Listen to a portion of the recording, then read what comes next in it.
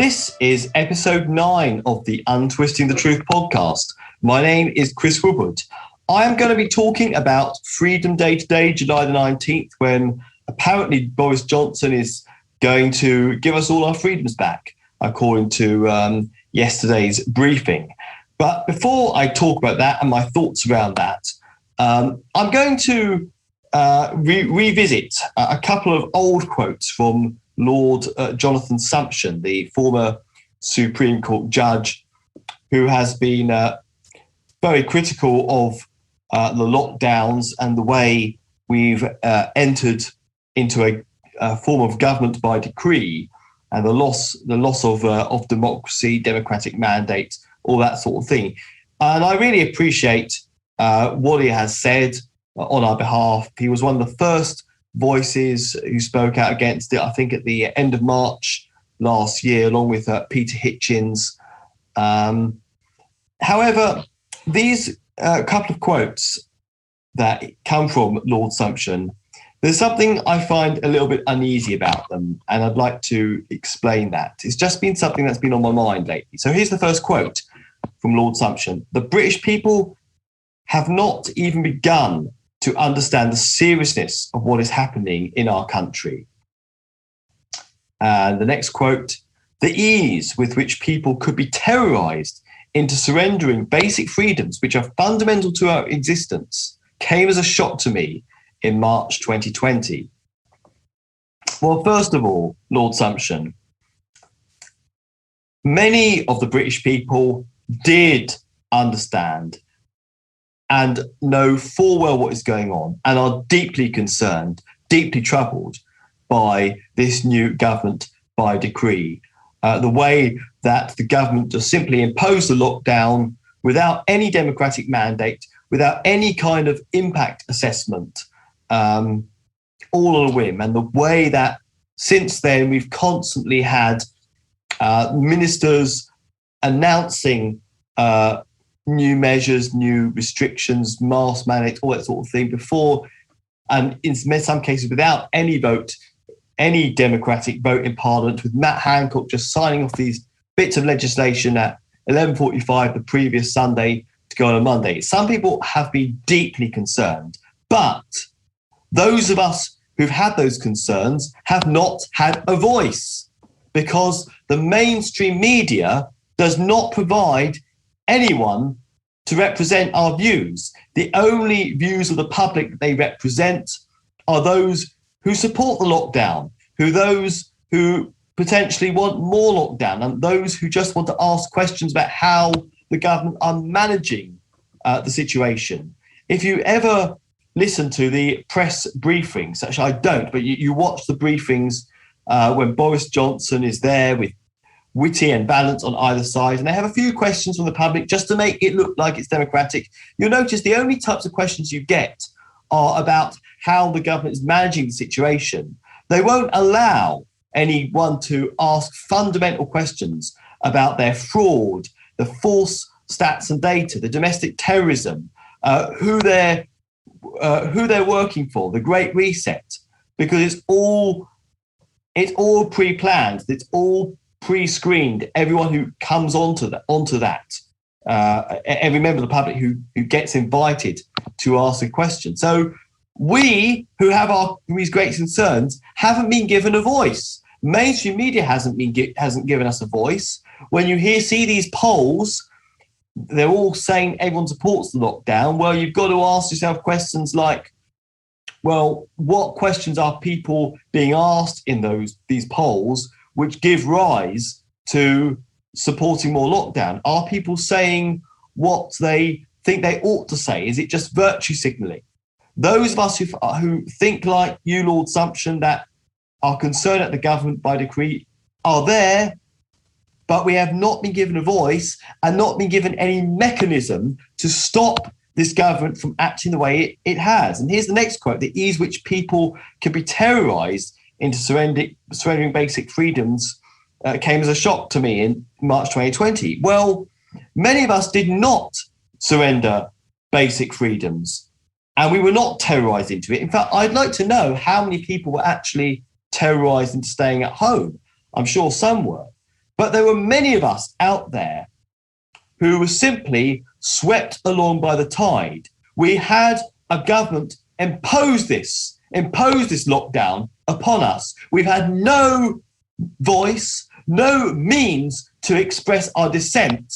We've been swept away by the tide of virtue signalling and authoritarianism. But we exist and we are concerned, and we did not give up our freedoms. We had them taken away from us, and there was no mechanism by which we have been able to get them back.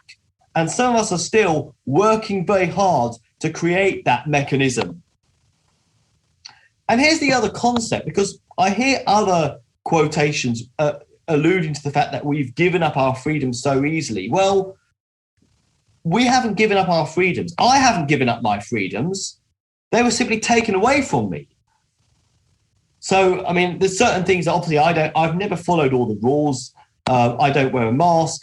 I've been going to people's houses and meeting up with people socially throughout all the lockdown. So I haven't given anything up. But obviously there's things I've been unable to do. I haven't been able to go salsa dancing to a salsa clubs, which is one thing I like to do before this started, because there haven't been any clubs open, for instance. There've been other things that I would have done before. Quiz nights is another thing that I used to do. I haven't been able to do those things because they've taken it away from me. But here's the other thing, is that in a way, we talk about us giving up our freedom. Well, what actually happened is, what we've seen from this government through this COVID regime is nothing less than a threat of violence and extortion. Because no one is stopping you from keeping your business open. No one's physically preventing you from keeping your shop open, or physically preventing you from keeping your shop or your business open without following any of the COVID rules. No one has been physically stopping you from leaving your house during lockdown. No one has been physically stopping you from going to somebody else's house during lockdown, or organising a gathering in a set venue. But what has happened, if all of us have been told by our government, if you do these things, if you don't follow our rules, we're going to come after you. We're going to get the police to shut you down and arrest you and fine you and extort you. It is no different from having a criminal gang threatening you. I think for one, let's take this example, the churches. Now, all the churches, unfortunately, all volunteered to close their doors at the first lockdown. No protest, no argument. They just accepted that we're in a pandemic. Maybe some of them thought there were going to be like widespread deaths and there was a genuine public health risk. Admittedly, it was all, things happened so fast that people couldn't really figure out what was going on, so they wanted to be cautious. But then, since then, they've all ended up complying with mask mandates and no congregational singing. No one is stopping a church or a church minister from holding a normal church service with no social distancing, no masks, no limits to numbers, no track and trace, none of that. A pre-March 2020 church service. No one is physically stopping any church leader or church minister from doing that. But what is happening is they are being told, if you dare do this, we're going to come for you. You risk having the police knocking on your door and shutting you down and sending everyone home and being threatened with violence. This is no different from if you were being threatened by a criminal gangsters. If there was a criminal gang in town and they were targeting the churches and they were threatening to come after church leaders. There is no difference, except these criminal gangsters are the government. But somehow, when it's the government, it's okay. They can get away with it. No one is giving up their freedoms, but the government are coming after people, threatening everyone with violence and extortion. And we've got to recognise that is what is happening. and we need to fight back against it. Because if we all stand together, shoulder to shoulder, those of us who want to do things that are perfectly lawful, causing no harm, no loss, no injury to others, but are illegal under the code regime, if we take a stand, we do what we want to do regardless, and stand shoulder to shoulder with each other, then it'll be much harder for them to come after us. And that is the way we should all be responding to this COVID regime in every situation.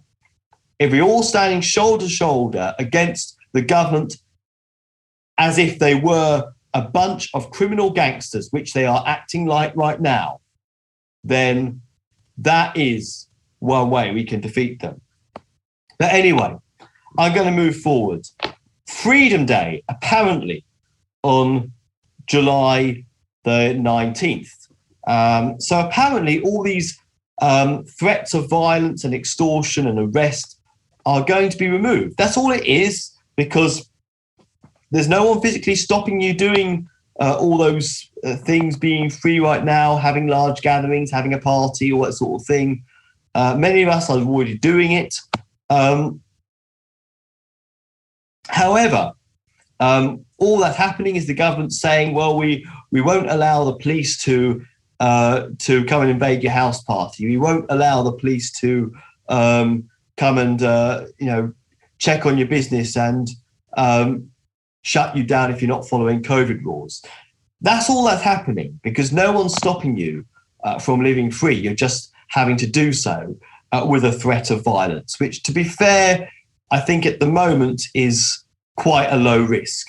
But there are ways of counteracting that. But there you go. Now, here's the thing about Freedom Day. Some people will be celebrating that this is the end of it all. We're back to normal. These are good times ahead and all that. And I accept that it is good news in a sense. There's certainly a few things that I really hope I can get round to doing myself, which I haven't been able to do simply due to the political climate that we're in. So in a way, I'm happy about that. And I don't think we should take that, we should take any positives away. I think it's very common in the truth movement for us to, those of us who are aware of what's going on, to kind of like see a negative in every positive. And I'm pleased that masks and social distancing are going to be made voluntary. I am pleased about that. I am pleased that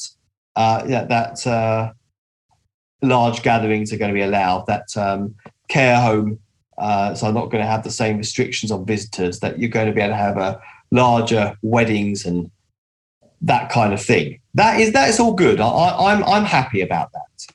However, and also I would not discount the fact that those of us in the freedom movement may be able to take some credit for this. We had a big march protest in London the other Saturday, June, what was it? June the 26th of June it was, I think, Saturday before last. The Daily Mail said 10,000 people. Well, they're getting there. They increase. It's more than a few hundred now. But that's definitely understatement. Talk Radio, who were there, they said 100,000 people. But I think most estimates are saying at least between about 500,000 and 2 million people. So we're kind of talking somewhere around the million mark. Obviously, we can't know the exact number when it is as many as this, but the crowds were huge. The crowds are absolutely huge. Certainly well outnumbering the police. Much of the time, there's no police in sight simply because of the size of the crowds. I was there. It was great to be part of it. Very tiring, I have to say, but it's definitely worth attending these events, especially if you are somebody who doesn't have many awake friends, that you don't feel a bit alone. You definitely won't feel alone. It's very heartening, very encouraging. And I think it was all in all a successful day. These things are not going to change anything in themselves, but they are a catalyst for change. So, and it was on that day that Hancock resigned. I think we could even take the credit for that. We can take the credit for the Freedom Day, for these restrictions being lifted, and we can take the credit for Matt Hancock resigning, saying it's because of what we did. So let's not discount any positives. However, let's make no bones about this. This is not real freedom. There are some quarantine restrictions on international travel still in existence. Not everything is going back to normal, but more crucially, this is not real freedom because it is only being given to us by the state. And real freedom is unconditional. It doesn't belong to the state or the government or to any other man to give you your freedom. Real freedom is something you have by the fact that you are born and you're not causing harm, loss, or injury to anyone else. And hence, we are still seeing, in amongst Boris saying that it's time to open up, if not now, then when, and all that sort of thing. In amongst all that, we're having the likes of Chris Whitty and Sage saying this is dangerous, that this is going to create too many more cases, and warning that we're going to have more restrictions in place come the autumn, come the winter, a third wave, another lockdown. I mean, how long can this go on for? It's the same tired old pattern we are seeing. Now, on the one hand, this is what's happened throughout the last 16 months. You've had good news and bad news simultaneously. All these newspapers, news reports with speculation. One saying that it's Freedom Day tomorrow, that we can start to lift the lockdown, all that. Another one saying that there's a warning that a second wave, a third wave. So we have a mainstream media that is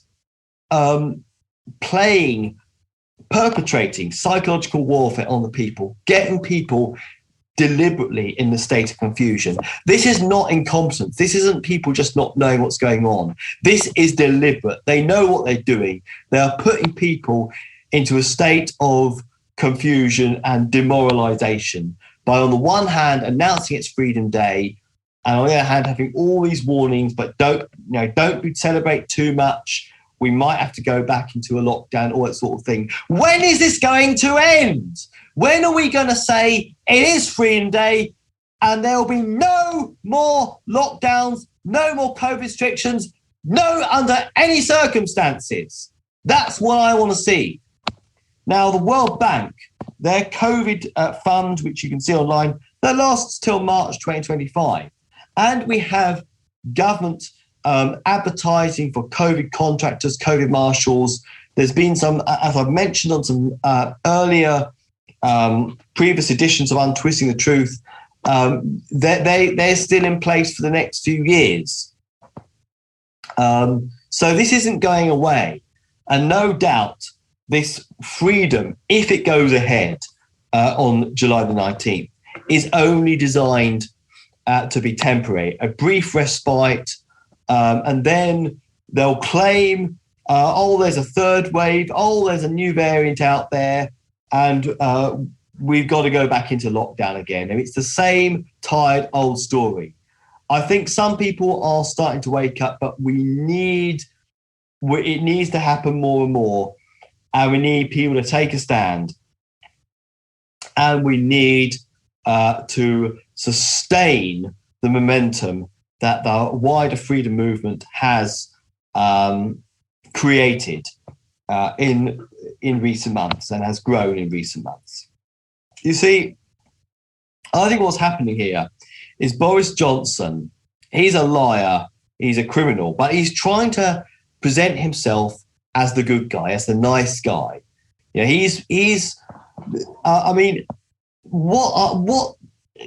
what's going on? We've got the Overton window here.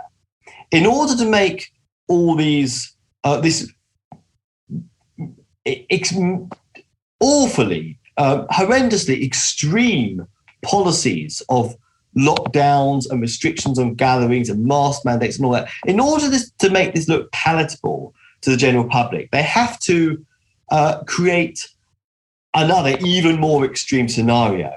So you have the likes of Keir Starmer and the Labour Party saying we should have locked down earlier, we should have locked down harder. It's too early to ease restrictions. And then you have, of course, Sage saying the same thing. And you have including members like Susan Mitchie, who's former member of the Communist Party, saying we need to have masks and social distancing forever as mitigations. It's no different to wearing a seatbelt. For goodness sake, Susan Mitchie, if you're a communist, come clean and admit that you want masks and distancing forever because you're a communist. Stop trying to be sneaky and calling yourself a scientist. I mean, that's child's play. It reminds me of the way little kids try and get mum and dad to buy you sweets by saying you need something, being a little sneaky. No, Susan Mitchie, stop posing as scientist.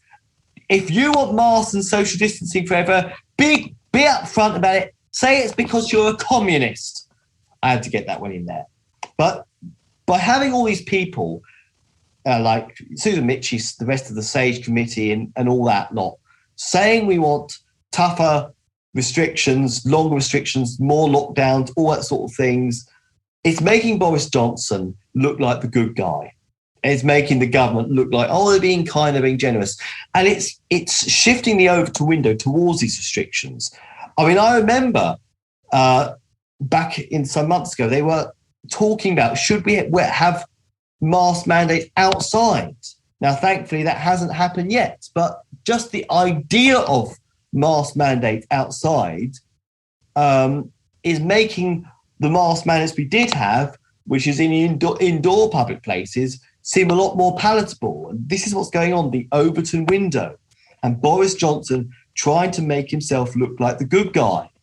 But make no bones about it, we are in an abusive relationship with our government. But an abusive relationship has to include some indulgences, some good bits, some little bits of freedom to make the government, to make them, to give us the impression that the government want to give us our freedom back. See, the government have got to be seen that they want us to get our freedom back. I mean, all the time they've been constantly saying, if you follow the rules, particularly early on last year, follow the rules, we'll get your freedom back more quickly. Even though it's a load of rubbish and there's no specifics to it. So, but that is the nature of an abusive relationship, taking away things that are rightfully yours and creating conditions towards you getting them back, like the vaccination program. I mean, why aren't more people angry? I mean, people have criticised me and people have been worried about me because of my anger that I've shown at times during the last 16 months. Well, everyone should be angry. You have a government that tries to take away your freedoms, take your life from you, and says, rather than giving it back freely, they say, no, we have to all be taking a vaccine before you get it back. Vaccination is the way out. In other words, you have to take the vaccine. In other words, we have to all do our bit. You're not getting out scot-free. That should make you angry. And we should not be giving in to this blackmail. We should be saying, no, I'm not taking that vaccine. I'm not giving in to your blackmail. We're going to take a stand. That's how we should be doing it, because we're in an abusive relationship with our government. We're being blackmailed by them into acting in certain ways. And I'm not giving in to their blackmail. I'm going to tackle it square on. And that's how we should all be doing it. That's the way to defeat it. Take it on square on. We recognise abuse. We recognise blackmail, and we're not having it. But this is what we're faced with, an abusive government. They've got to make it look like that they want to give us our freedom back. And then when they do, they can then say, oh, well, there was another variant out there. You see, we told you this was too dangerous. The scientists were warning you, trying to give maybe the SAGE science a bit more credibility. And you know what I think might happen? I think there will be more deaths come this autumn and winter. And they will claim it's a new variant, but it won't be a new variant. It won't be because of people transmitting some virus from person to person. It won't be caused by mass gatherings and people's freedoms. It will be because of the vaccine. And I could say a lot more than that. Much more could be said about the vaccine situation. How many of these people, these new Delta variants, are the ones who've had the vaccine? All the yellow card reports, the numerous side effects, the numerous deaths about this vaccine. And it's being censored all the time. It's something you can't talk about in the mainstream media. They won't entertain the thought that the vaccine might be the one that's killing people. So we who know what's going on have got to relentlessly get the truth out there. No, it is not a new variant. This, whatever people are dying of, it is not being caused by human transmission. It is being caused by the vaccine. People earlier on in months past said, oh, people are dying. Yes, but where is your proof that the reason why they are dying is because of human transmission? There is no such proof. The virus has not been purified and isolated. It's only been sequenced, but no one has taken the individual virus, identified it and separated it from everything else. That hasn't happened. And I believe there's still a big financial reward out there by one of the leading scientists, genuine scientists, for anyone who can prove the existence of this virus, and no one's received it. So this is what I think they're doing. They're wanting to give the impression that they want to give us some freedom, but then they'll claim that they'll claim a new variant or whatever. And it's just, I can tell that by the way they are constantly, they're constantly continuing this fear, continuing these threats of more restrictions. It's the same old pattern. It's a very tired pattern. It's very predictable what's going on now. And I think people better start listening to the tinfoil hat conspiracy theorists, because our track record has been pretty good. I mean, first of all, they deny, then they'll consider it, then they'll recommend it, then they mandate it. That's what's happening with vaccine passports. I mean, we were the ones, the tinfoil hat conspiracy theorists were the ones that a year ago were saying that, you know, vaccine passports were coming in. You might not have someone literally, pin you to the ground and force a syringe into your arm, but you'll be told that if you don't take it, you'll be denied access to certain services. And then we were told we were lunatics, we were off on one, all that sort of thing. Well, now it's happening. About time the rest of the normies came and apologized to us and said, hey, you're right, and I'm going to get involved in the freedom movement. Fortunately, some such people are, including many who've had the vaccine, are getting involved. So I'm not being all negative. I am seeing good signs of people waking up. I'm seeing signs of more pushback, certainly more than a year ago, and the movement has grown exponentially. So I'm not being negative, but I'm just saying it for those who are on the fence in that state of cognitive dissonance, which we need to get out of, because all the while people are in cognitive dissonance, knowing something is wrong, but not doing anything about it. It is helping the COVID regime to continue to flourish. Whereas when people get out of their cognitive dissonance and decide to do something, to take a stand, to take off the masks, to join the protests, to spread truth on social media, whatever they can do, then we can start getting out of this. Another thing I think could be linked to this Freedom Day is that, and this is in a sense, I think something we can take credit for, is that I think the government is trying to break the momentum that's been growing in the freedom movement. You know, I think they would be running, they are pretty scared at the size of the protests, because they are seeing, I mean, it's not just a one-off protest with 1 million people like the Iraq war. This is every month, big protests, hundreds of thousands of people, if not millions, coming to London every month. And not only that, but other protests in other towns, other cities during the week, every weekend. And also some we've had during the week as well.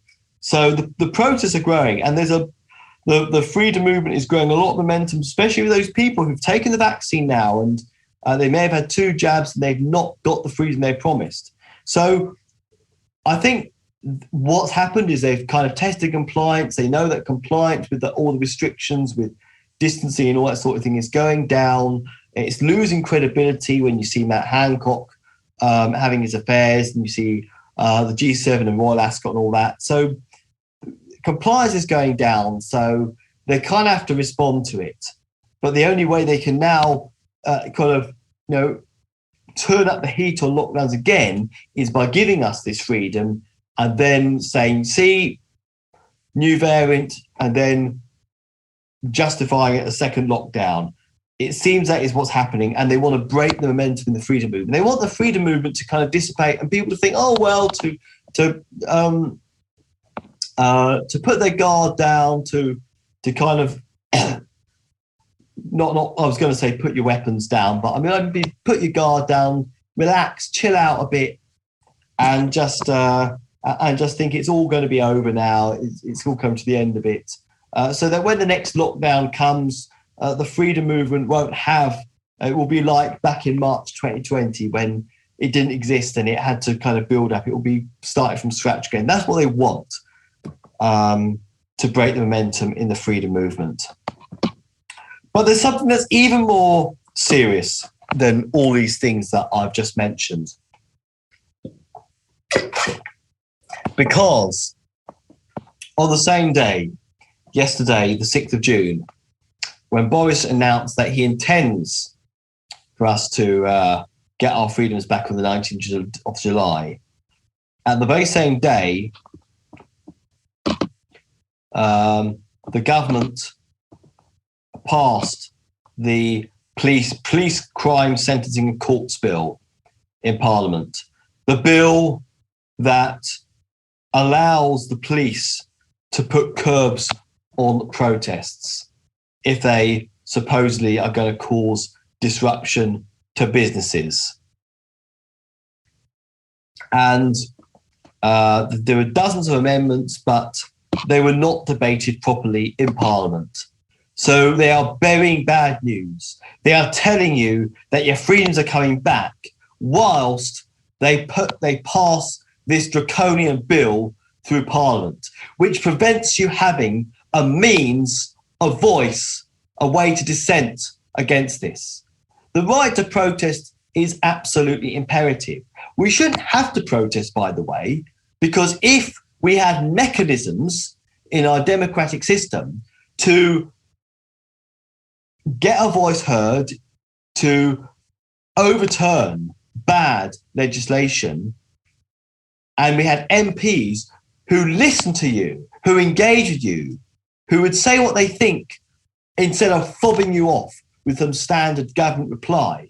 But if we had MPs who would actually listen to their constituents, listen to our genuine concerns about the big issues, not just the little things, but the big fundamental issues, about the globalist agenda, and would actually vote accordingly, according to the concerns of their constituents, then people would not need to protest. No doubt some people would. People are always going to have some issues, something they disagree with. But we wouldn't need, so many people wouldn't feel the need to go on protest, and we wouldn't need to have them.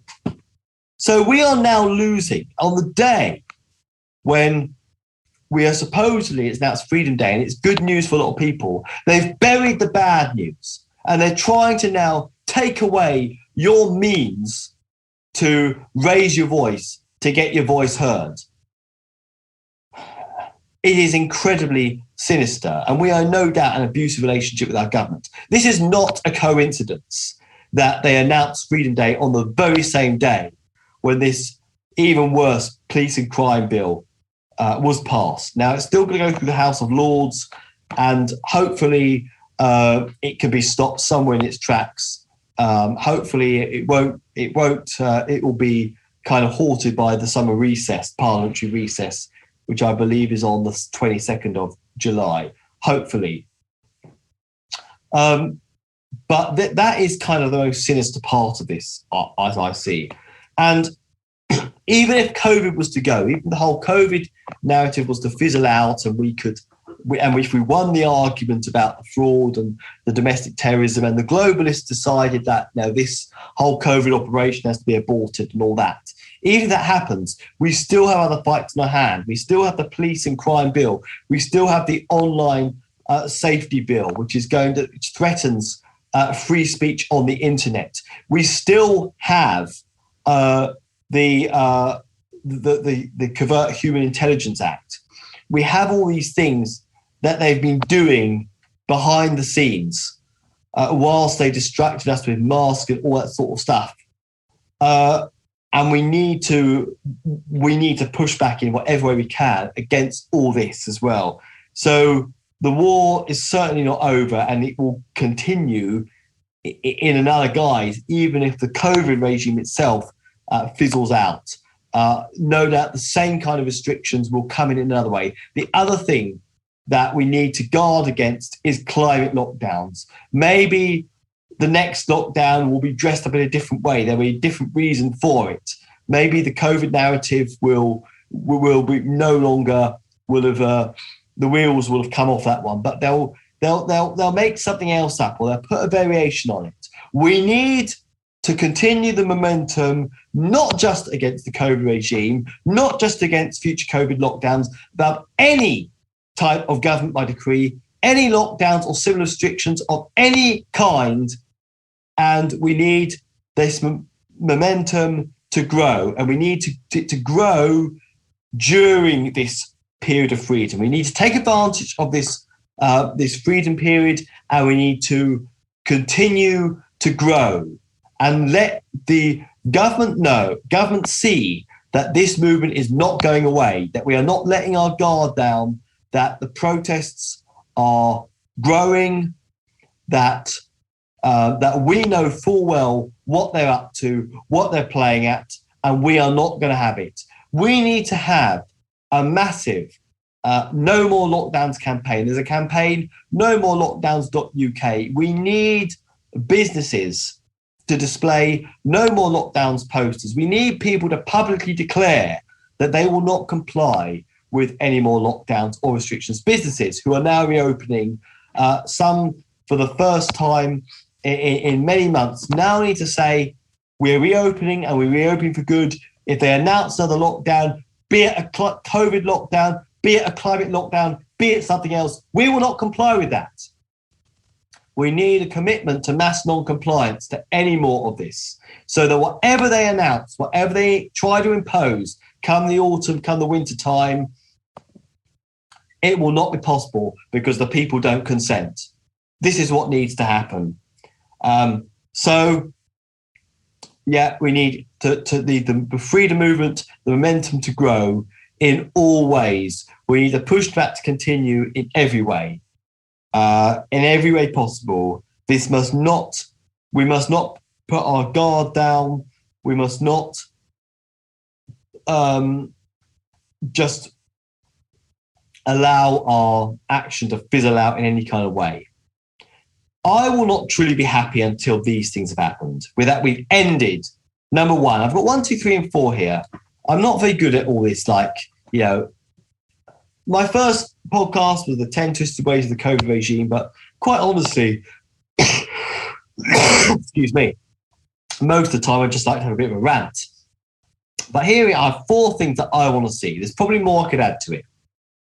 Number 1, an end to the constant threats of variants and new restrictions. An end to the whole thing. No more of these sage scientists telling us that we might have to lock down again, that we might need to wear face masks forever. Sage, shut up! Sage, shut up, Witty, Valence. We don't care. We never elected you. Who voted for you? For goodness sake, Chris Whitty, if you want to run the country, then you stand as an MP. It's hard to forget that you're not an MP now. If you, Susan Mitchie, if you have your ideas how you want to run, stand for the Communist Party. Stand for the next election. Stop posing as scientists and stop running the country. Shut up, Sage. We don't want you. We don't welcome you. We need an end to Sage. Shut them up. I want to see that end.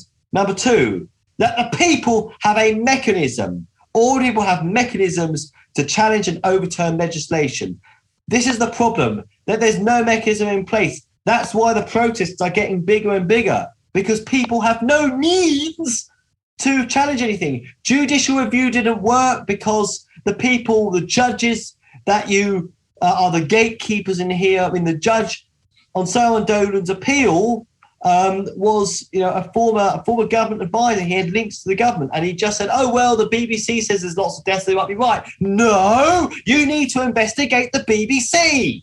You can't make assumptions like that. But that's what we're dealing with: a corrupt judiciary. So you have no mechanism to get justice, and this needs to end. We need to build that momentum in mass numbers, so we force a mechanism. We force them to back down. Whatever's in place, whatever plans are, whatever funding they're getting, we have to force this plan to be derailed and have enough people to know the truth so we get that critical mass to do so.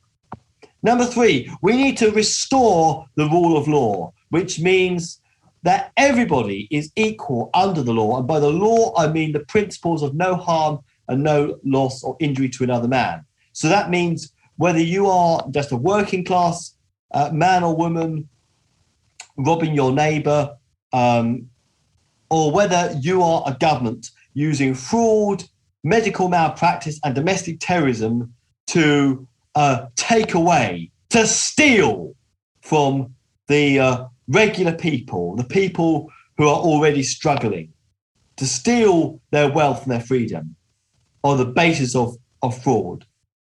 The law applies equally to everybody, and anybody can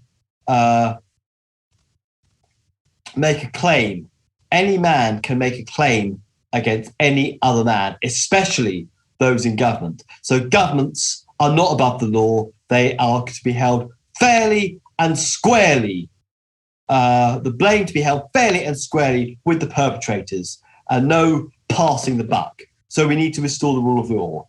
And number 4, we need a full review, proper review of the whole COVID situation, not Philip Zeliko's Bill Gates Rockefeller-funded review, not some inquiry, not the People's COVID inquiry by Keep Our NHS Public, who want to say, well, why do we have so many deaths? Why didn't we lock down hard enough? Not all these reviews that are designed to distract them away from things. We need a proper inquiry, not Philip Zeliko's one, not the Keep Our NHS Public one, not some fake government review that will probably occur after the next election by the government of the day, but a proper one, proper inquiry such as the ones that the investigations Rainer Formick, the German lawyer, is doing, that will look properly into the fraud, the death stats, the agendas that the governments were